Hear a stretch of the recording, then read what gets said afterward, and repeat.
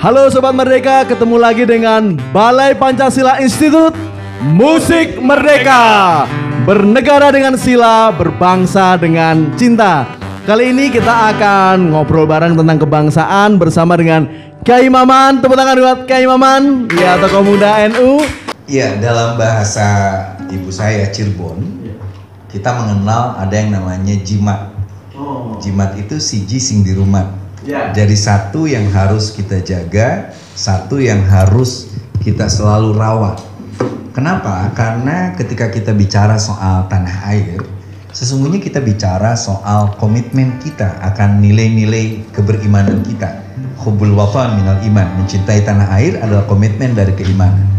Bahkan saya sering mengutip kata-katanya Kiai Said, bahwa man laisa lahu ardun laisa lahu tarikh wa man laisa lahu tarikh laisa lahu tadhkirah.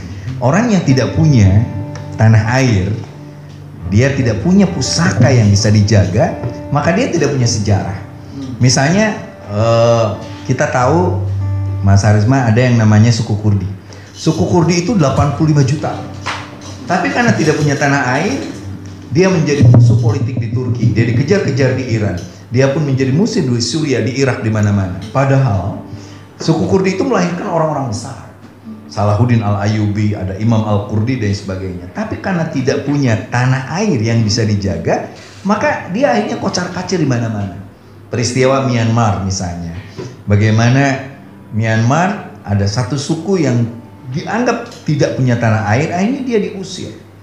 Seperti itu. Makanya orang yang tidak punya tanah air, dia tidak akan punya sejarah. Kalau dia tidak punya sejarah, maka dia akan dilupakan begitu saja. Kita tidak ingin jasa para pahlawan, perjuangan lama dari para pendiri, the founding father, the founding mother kita, itu tiba-tiba hancur karena kita tidak bisa menjadikan tanah air ini tanah yang kita jadikan pusaka yang harus kita rawat. Sampai ini stanza kedua ini ya, Mas Harisma, yang menarik itu.